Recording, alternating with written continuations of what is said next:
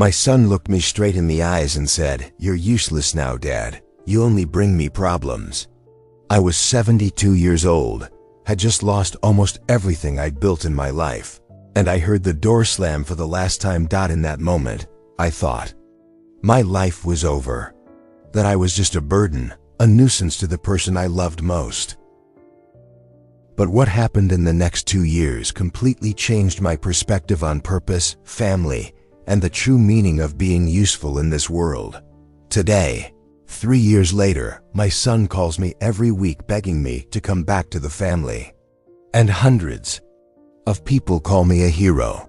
If you're feeling useless, abandoned, or thinking your time has passed, this story will change your perspective forever. My name is John Silva. I'm 75 years old.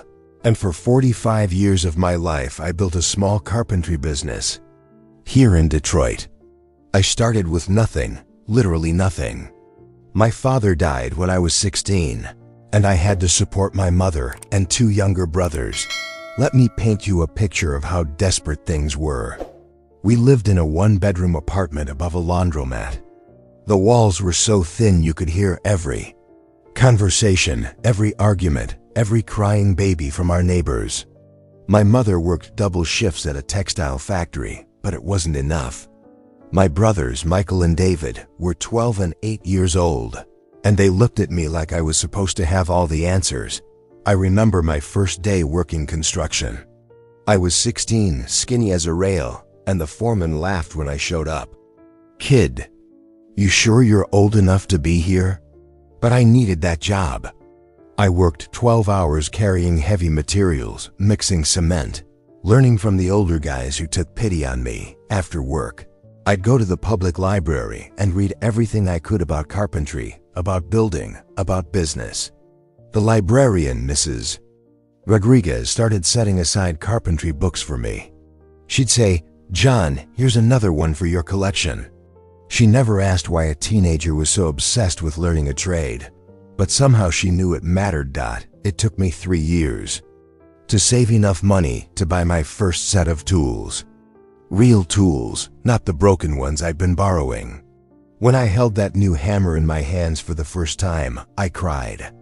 I actually cried because it felt like hope. I started taking small jobs on weekends, fixing cabinets, building simple shelves, repairing furniture. Word spread slowly in our neighborhood that there was a young guy who did good work for fair prices. By the time I was 22, I had enough steady customers to quit construction and start my own small business. The early years were brutal. I worked out of our garage, which I rented from our landlord for an extra $50 a month. In winter, it was so cold, I had to warm my hands over a space heater every 30 minutes just to keep working. In summer, the heat was unbearable. But I couldn't afford to install proper ventilation. But I had a vision. Every piece of furniture I made, I imagined it going into a home where a family would gather around it. Dinner tables where children would do homework, where parents would have important conversations, where holidays would be celebrated. That vision kept me going through the 18-hour days. When I met Martha at a church dance in 1974, I was 27 and still struggling to grow the business. She was the most beautiful woman I'd ever seen, with these incredible green eyes and a laugh that could light up a room. But more than that, she believed in my dream when I could barely afford to take her to dinner.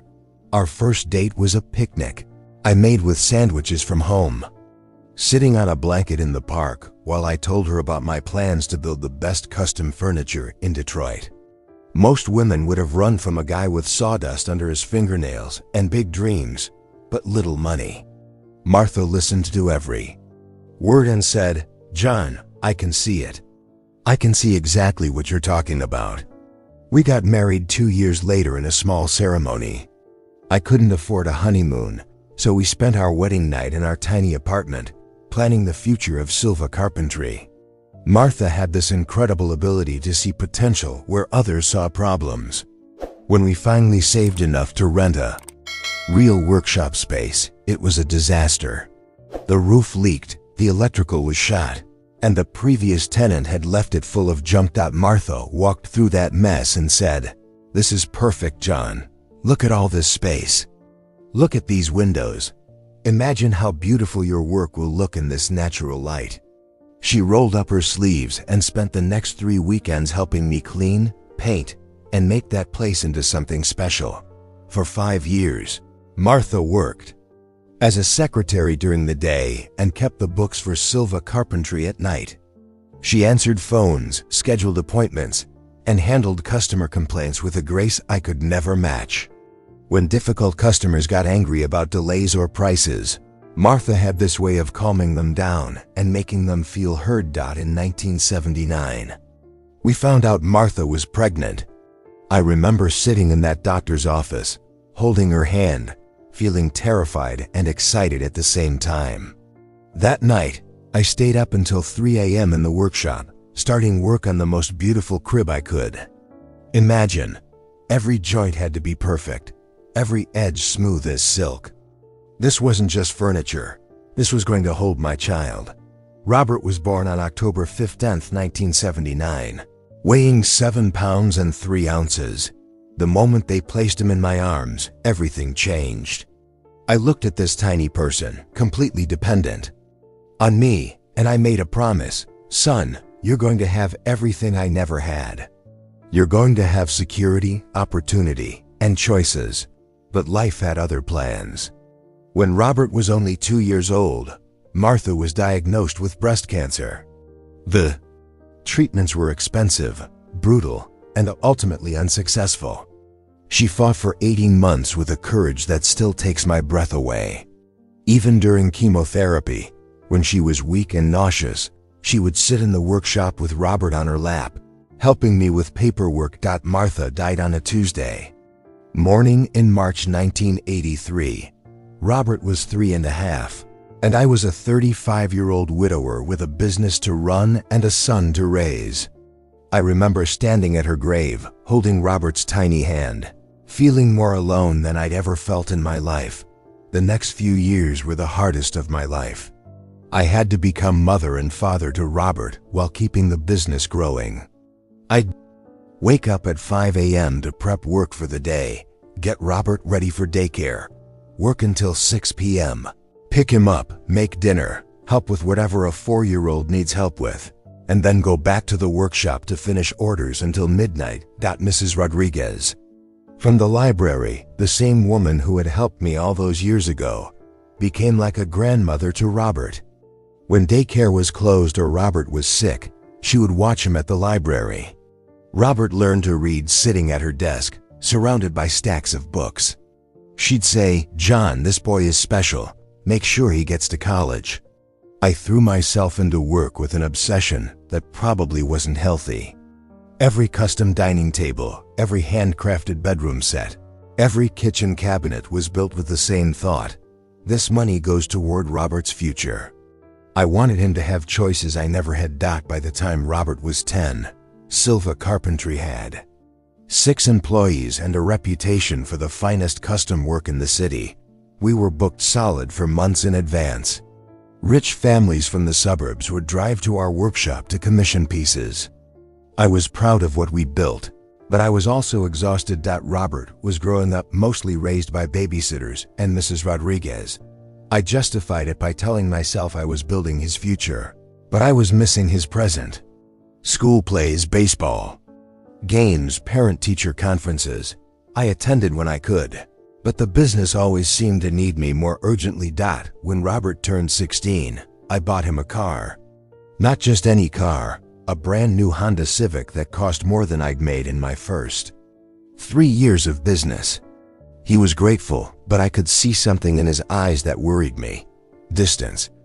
Like he appreciated what I was giving him but didn't quite know how to connect with the man who was giving it.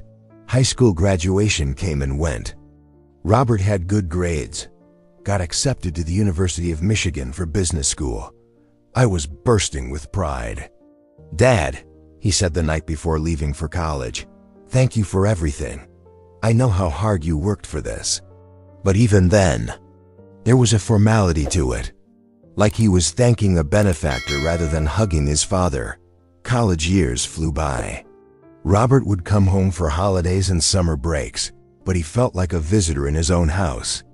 He'd bring friends occasionally, and I'd overhear them talking about their families, weekend trips, family game nights, inside jokes.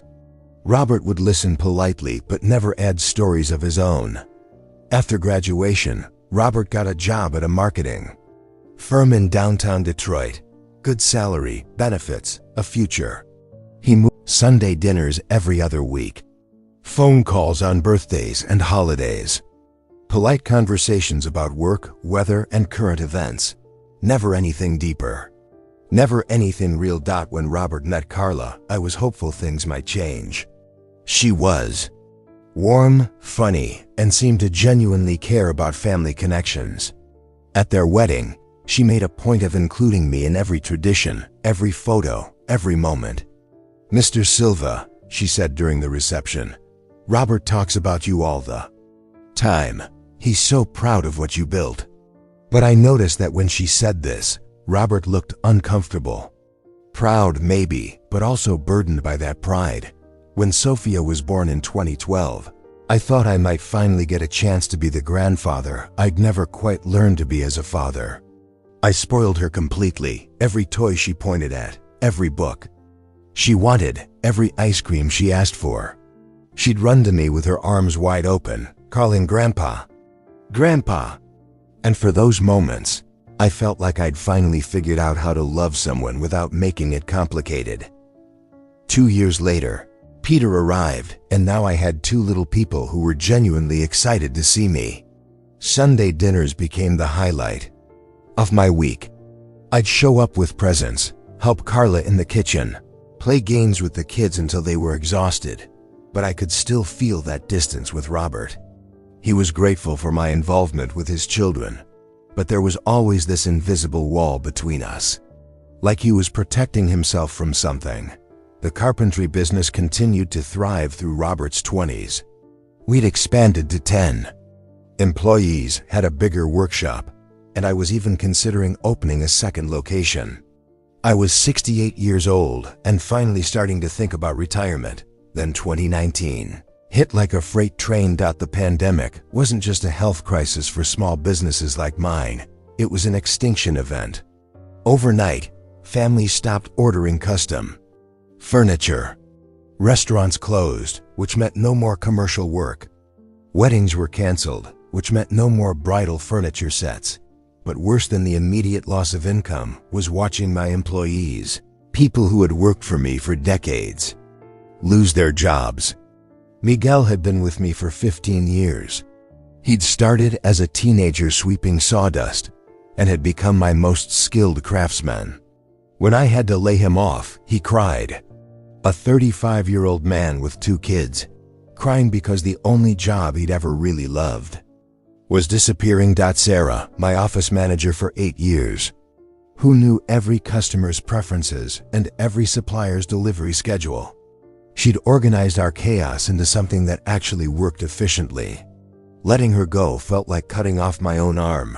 One by one, I had to lay off the people who had become my extended family.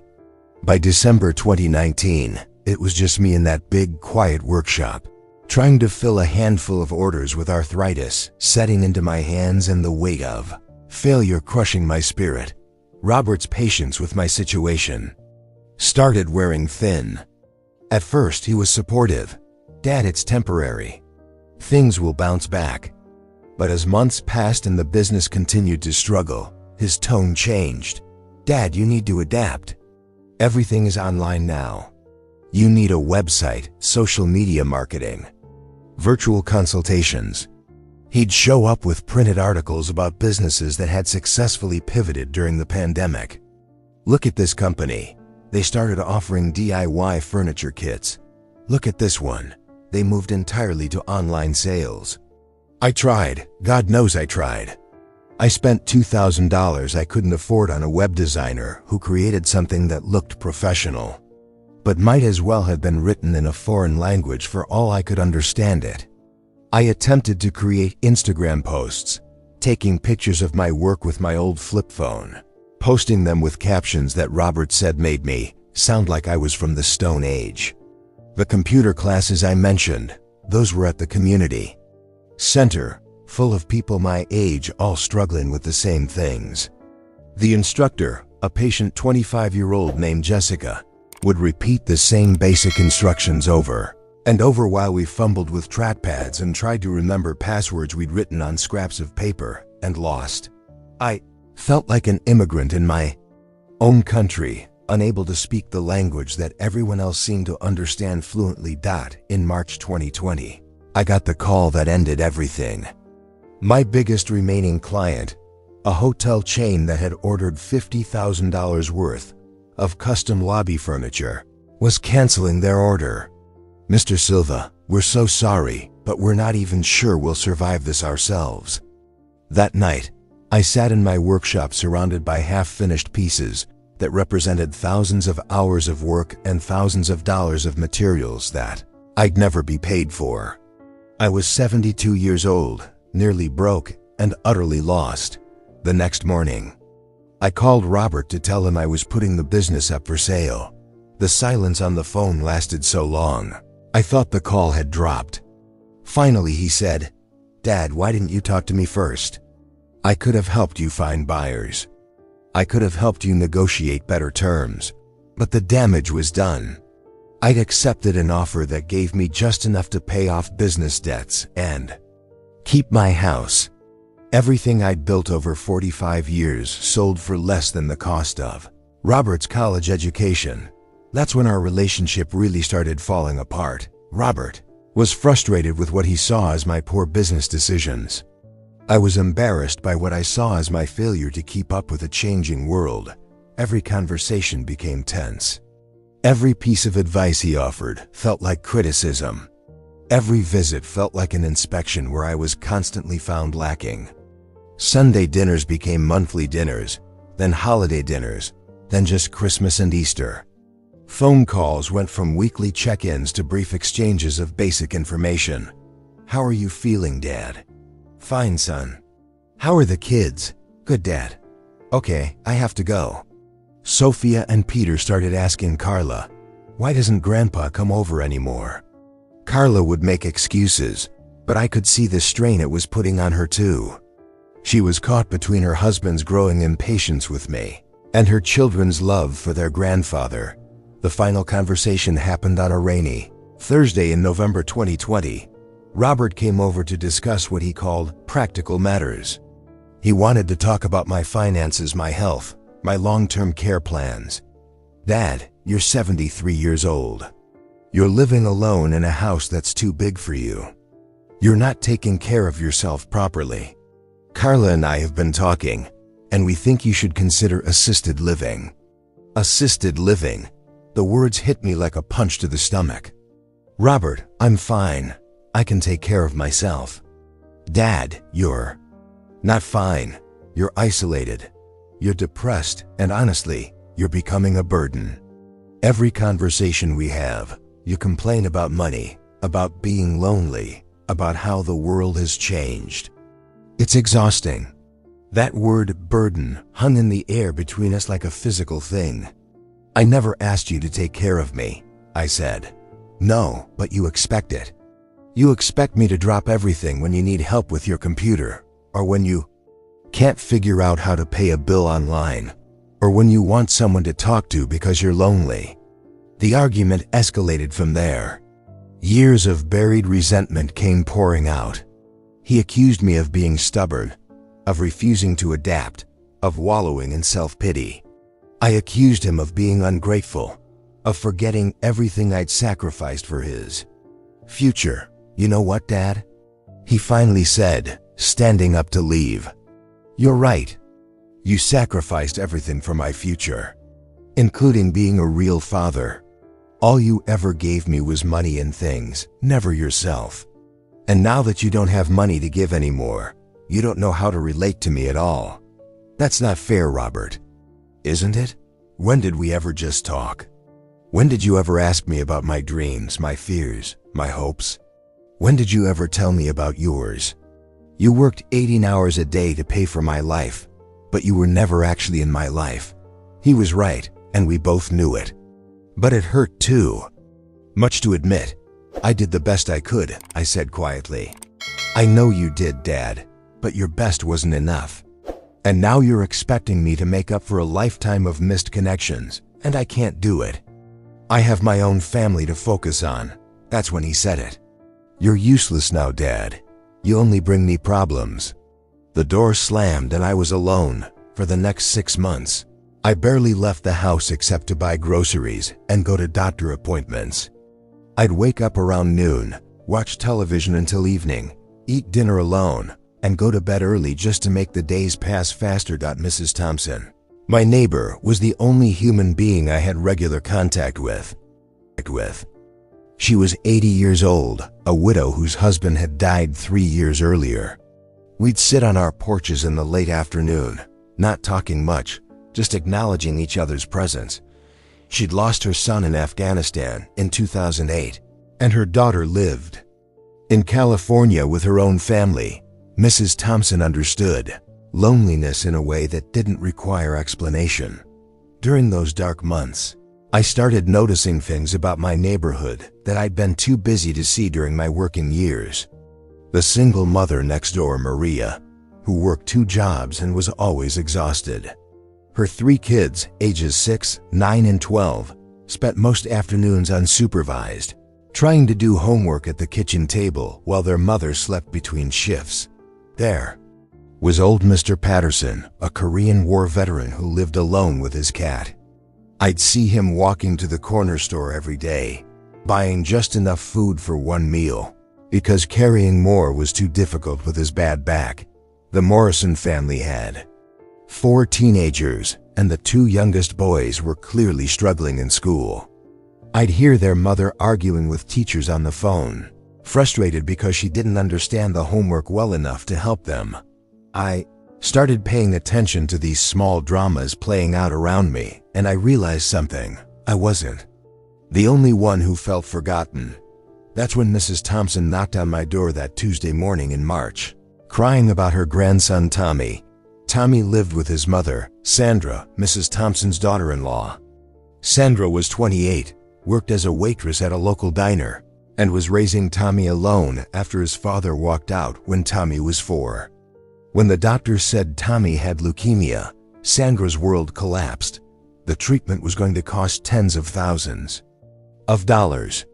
Sandra had no insurance through her job at the diner. She'd applied for assistance programs, but was stuck in bureaucratic red tape while her son needed treatment immediately. Mrs. Thompson had some savings, but nowhere near enough. The family was facing the choice between going into crushing debt or watching Tommy suffer without proper treatment. Standing in my living room, watching this 80-year-old woman cry for her grandson, I felt something I hadn't felt in months: purpose.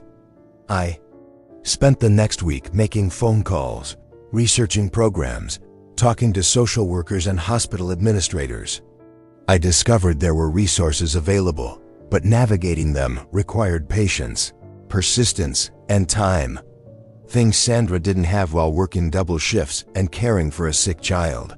I became Tommy's advocate. I filled out applications, made appointments, sat in waiting rooms, and argued with insurance representatives.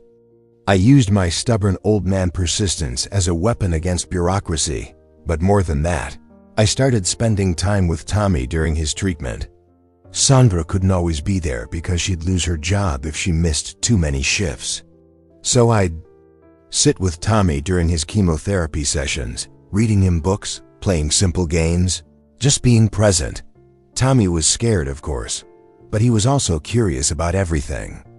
"Mr. John," he'd ask, "what did you do when you were young?" I started telling him stories about building furniture, about learning carpentry, about the satisfaction of creating something beautiful with your hands. His eyes would light up. "Could you teach me to build something?" When Tommy was feeling well enough, I'd take him to my garage and show him basic woodworking. Nothing dangerous, just measuring, marking, sanding smooth pieces of wood. He was a natural with steady hands and genuine interest. That's when I had the idea that changed everything. I called Maria next door. Maria, I know your kids struggle with homework after school. What if I offered free tutoring? Just basic stuff, reading, math, whatever they need help with. She was suspicious at first. In our neighborhood, people didn't usually offer help without wanting something in return, but she was desperate. Mr. Silva, if you're serious, that would be amazing. I can pay you a little ... No payment. Just send them over around 4 p.m. when they get home from school. Word spread quickly. Within 2 weeks, I had 8 kids coming to my house every afternoon. My dining room became a homework center. I helped with math problems, listened to kids practice reading aloud, and explained science concepts using examples from carpentry and building. But the most important thing I did was just listen. These kids had so much to say, so many questions, so many dreams they'd never had an adult take seriously. Marcus, age 10, wanted to be an astronaut but was failing math. I showed him how carpenters use geometry and measurements in every project. Marcus, I said, rockets are just really complicated carpentry projects. You need to understand math to build anything that needs to stay together. Asisha, age 8, loved to draw but was convinced she wasn't good at anything academic. I taught her about architectural drawings, showed her how artists and builders work together. Aisha, the most beautiful buildings start with someone who can draw their dreams. Within a month, all 8 kids were improving in school. More importantly, they were excited about learning in a way they'd never been before. Mrs. Thompson was watching this transformation happen, and she made a suggestion that changed everything. John, you should teach Tommy and the other kids some of that carpentry knowledge you've been sharing. Give them real skills they can use. That's how the weekend woodworking classes started. Every Saturday morning, I'd have 6 to 8 kids in my garage, learning basic carpentry skills. We started with simple projects, birdhouses, small shelves, toy boxes. But the real magic wasn't in what they were building with their hands. It was what was building in their confidence. Kids who struggled in school discovered they were brilliant with tools. Kids who felt stupid became teachers, showing newer students how to use a level or sandwood smooth. Kids who had never completed anything in their lives finished projects they could hold up with pride. Marcus, the future astronaut, built a rocket-shaped pencil holder. Aisha designed and built a small easel for her drawings. Tommy, when he was feeling strong enough, created a jewelry box for his mother that made her cry. Happy tears. But the project that really changed everything was the community garden. The empty lot next to my house had been an eyesore for years. Overgrown weeds, scattered trash, broken glass. The city owned it, but had no plans for it. One day, watching the kids walk past it on their way to tutoring, I had an idea. What if we turned this wasteland into something beautiful? I started by just cleaning it up myself.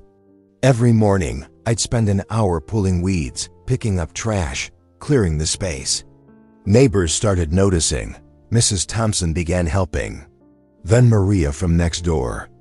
Then Mr. Patterson with his bad back, doing what he could. After 2 weeks of cleaning, I approached the city about turning the lot into a community garden. The bureaucrat I spoke with was skeptical.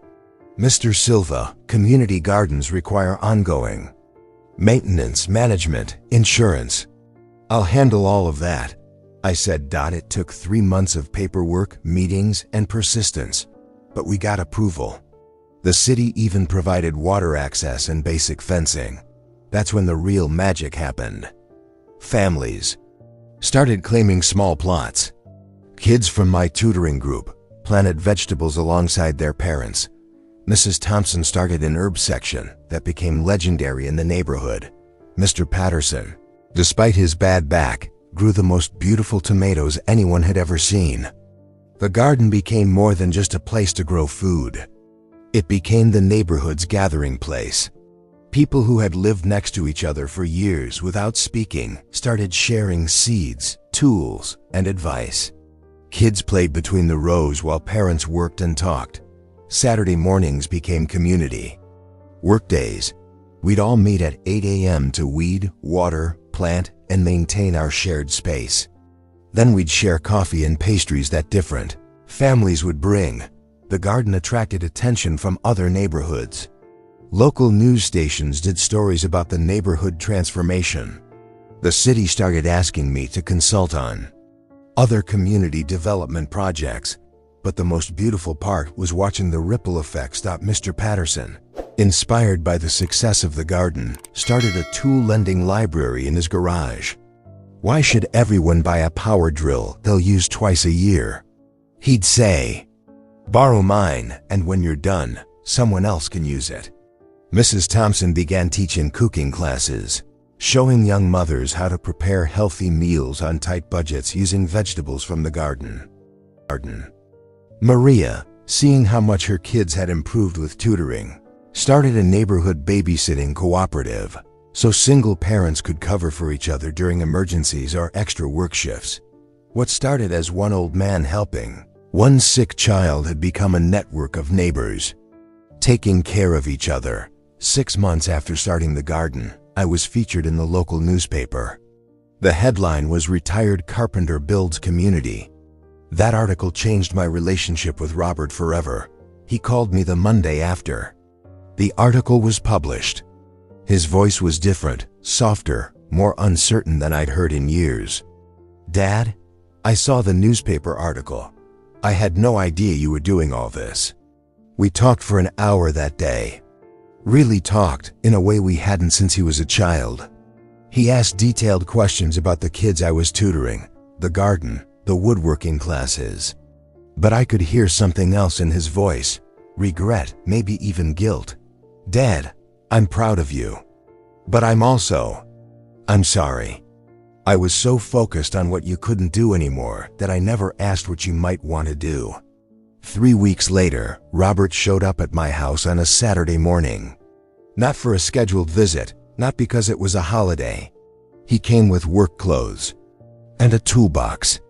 "Dad, I want to help build that new playground equipment you mentioned for the kids." We worked side by side that day for the first time since he was a teenager learning to use tools in my workshop. But this time was different. This time, he was choosing to be there. Sophia and Peter came too, playing with the neighborhood kids. While we worked, I watched Robert interact with Tommy, with Marcus, with Aisha, and I saw something I'd never seen before. Robert as a teacher, as a mentor, as someone who understood that giving back mattered more than getting ahead. Carla brought lunch for everyone, not just our family, but all the kids who were there, all the parents who were helping. She fit into our little community like she'd always belonged there. That evening, as we cleaned up tools and put away materials, Robert said something that still gives me chills. "Dad, I spent so much time trying to make you proud of me that I forgot to be proud of you." But then he said something even more important. "And I spent so much time thinking about what you hadn't given me that I never asked what you were trying to teach me." "What do you think I was trying to teach you?" I asked. "That work matters. That building something beautiful takes time and patience. That taking care of your family means sacrificing for their future." He paused, watching Sophia and Peter play with kids from the neighborhood. But I think I missed the most important lesson, which was that family isn't just the people who share your name. Family is who you choose to take care of.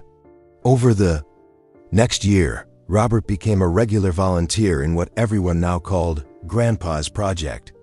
He taught basic business skills to the teenagers in my woodworking program. He helped families navigate financial planning and college applications. He used his professional network to find internships and job opportunities for young people in the neighborhood. But more than that, he started bringing his own children into the work we were doing. Sophia and Peter became regular fixtures at the community garden, the tutoring sessions, and the woodworking classes. They learned that helping others wasn't charity. It was community. Watching my grandchildren grow up as part of something larger than themselves. Seeing them develop empathy and purpose alongside their academic skills felt like the greatest gift I could give them. Today, 18 months later, Grandpa's project has helped over 200 children with tutoring, taught carpentry skills to 80 teenagers, and our community garden feeds 15 families regularly. But the numbers don't tell the real story. The real story is Tommy, now in remission and thriving in school, who wants to study medicine so he can help other sick kids. The real story is Marcus, who's now in advanced math classes and still talks about becoming an astronaut. The real story is Asisha, whose drawings now hang in the local library and who's planning to study architecture. The real story is Mrs. Thompson, who went from a lonely widow to the neighborhood grandmother everyone goes to for advice. The real story is Mr. Patterson, whose tool library has prevented dozens of families from going into debt for home repairs. The real story is Maria, who's now studying nursing part-time because the babysitting cooperative gives her the flexibility to pursue her dreams. But maybe the most important story is Robert and me. We talk every few days now. Not because we have to, but because we want to. He brings his family over every Saturday, not for obligatory dinner, but to be part of the community we've built together. Last month, the mayor gave me a community service award. Standing on that stage, looking at the crowd of kids, parents, and neighbors I've had the honor to serve, I realized something profound. Being abandoned by my son wasn't the end of my story. It was the beginning of my real purpose. For 45 years, I thought being a good father meant providing money, security, material things. I was wrong. Being a good father, being a good person, means teaching by example how to serve others. My son didn't abandon me because I was worthless. He pulled away because he forgot what I had tried to teach him all along, that our value comes from what we give, not what we have. And in that pulling away, he gave me the greatest gift possible, the chance to discover that my purpose was bigger than just being his father. If you're watching this and feeling forgotten, abandoned, or thinking your best days are behind you, I want you to understand something. Your age doesn't determine your worth. Your past doesn't define your future. And sometimes, when one door closes, it's because you're meant to build an entire house. There are people in your community right now who need exactly what you have to offer. Your experience, your skills, your wisdom, your time. You don't need your family's permission to be valuable. You don't need anyone's approval to make a difference. Start small. Help one person. Teach one skill. Share one meal. Listen to one lonely neighbor. Plant one seed. I promise you, the ripple effects will surprise you. And maybe, just maybe, the people who thought they didn't need you will realize they want to be part of something beautiful you're creating. Today I'm 75 years old, and I can honestly say these have been the most meaningful years of my life. Not because I'm no longer abandoned, but because I learned that love multiplies when you give it away. Your story isn't over. Your purpose is waiting for you to discover it. The question isn't whether you matter. The question is, who are you going to help discover that they matter too? Don't wait for permission. Don't wait for the perfect moment. Don't wait for someone else to make the first move. Your community needs you. Your neighborhood needs you. There's a child somewhere who needs exactly the wisdom you've gained from your years of experience. There's an elderly neighbor who needs exactly the companionship you can provide. There's a family struggling with exactly the problem you know how to solve. You have everything you need to change someone's life today. The only question is, will you 9?